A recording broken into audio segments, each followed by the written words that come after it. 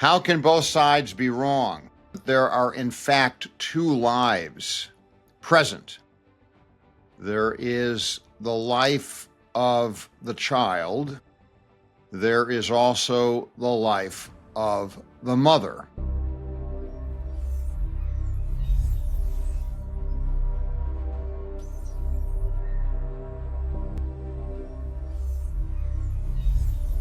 I'm going to explain how both sides are wrong on the abortion debate. I'm going to revisit this entire discussion. This is Steve Gibson reporting, author of Logic's Dictate. Please like, subscribe, follow, and pass on this video to others. Another shout out to Tiger Logic for their amazing production value. Back to the abortion discussion. How can both sides be wrong? And in fact, both sides are wrong at several different levels. The first concept on abortion is that we have to understand that there are, in fact, two lives present. There is the life of the child. There is also the life of the mother. Let's work by analogy.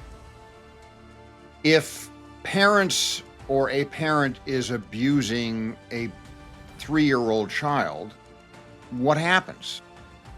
Well, the government intervenes, removes that child from that abusive situation, and protects that child, and potentially puts that abusive person in prison. Well, what would be more of an abusive situation than to kill the child? The question then becomes, are we going to respect that the child within the womb that has some prospects of life outside of the womb, in fact, has a life that needs to be respected while it is in the womb? And this is where the pro-choice people get into trouble, whereby they engage in line drawing.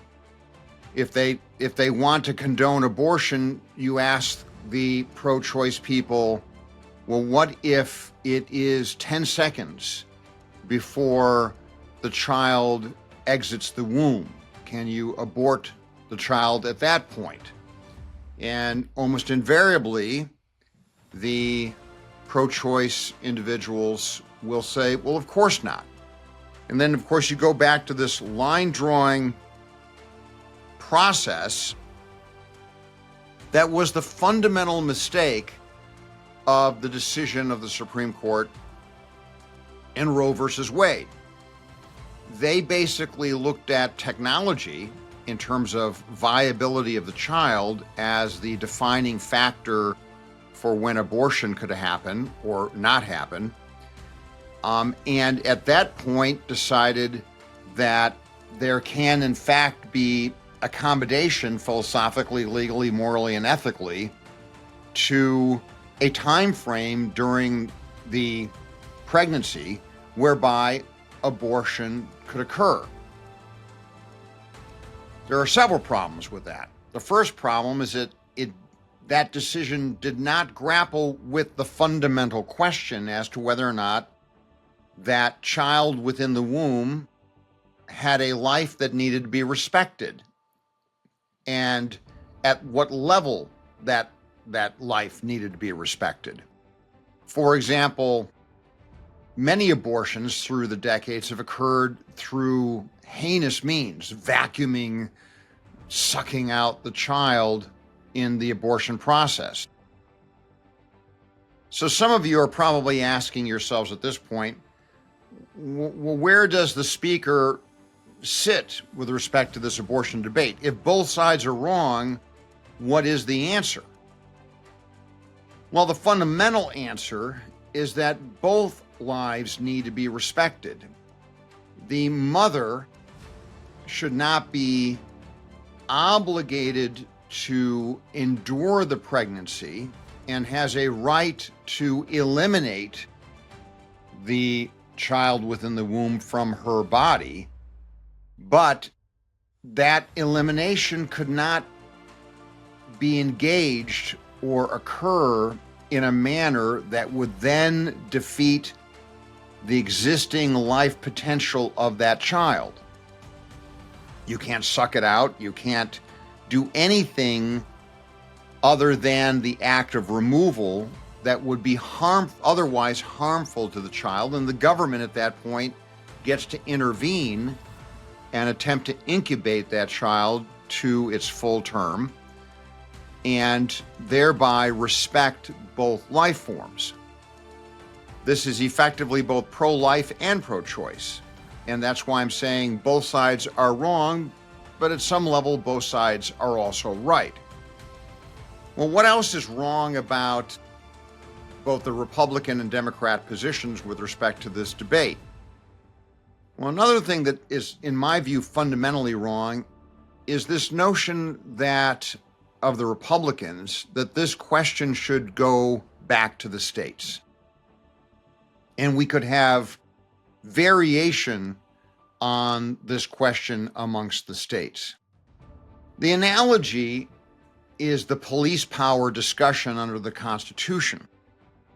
I grant you that the constitutional framework continues to, and has from the very beginning, to have the states relegated to control of the police power and certain crimes, such as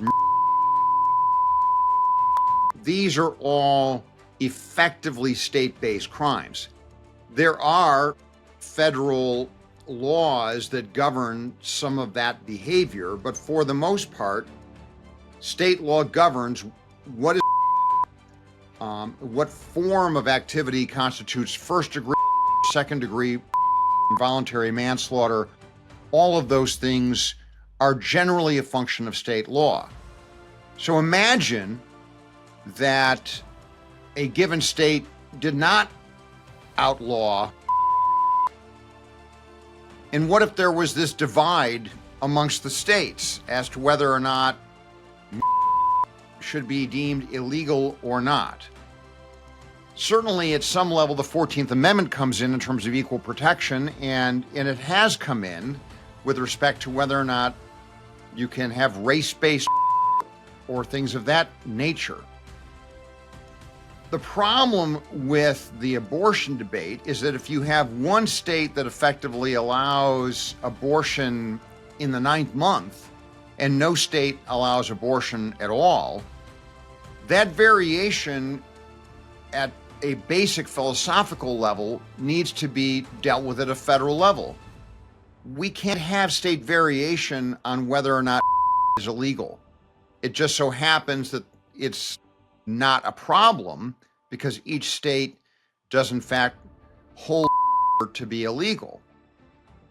But we can't then extrapolate that and say, well, we can allow effectively the of the child in the womb by way of abortion. And by virtue of the fact that the Republican Party is allowing to have effectively state variation on this issue is a deep concern.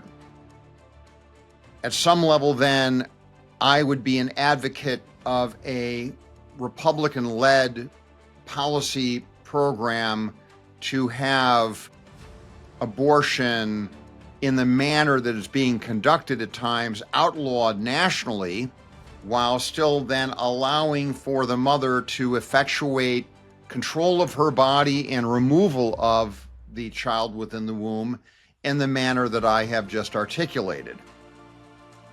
So that's why I'm advocating the position that the Republican Party punting this issue to the states, saying that certain states can allow abortion in a variety of contexts and in a variety of means, is not an effective policy position nor a philosophically consistent one when it comes to the abortion debate.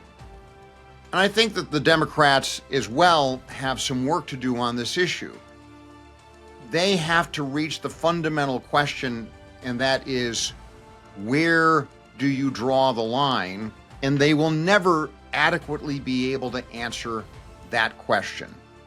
The question is not one where we're going to let technology define the rights of the mother or the rights of the child in the womb.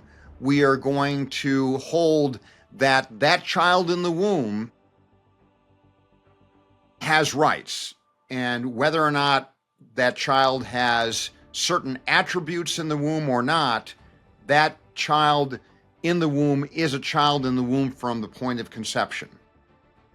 At that level, then we are able to entertain the notion that the mother gets to control her body, gets to effectively remove that child in the womb, and as technology grows and incubation capabilities progress, this issue will technologically be resolved, but be driven by the philosophy that you have to respect both lives to the extent that they're there.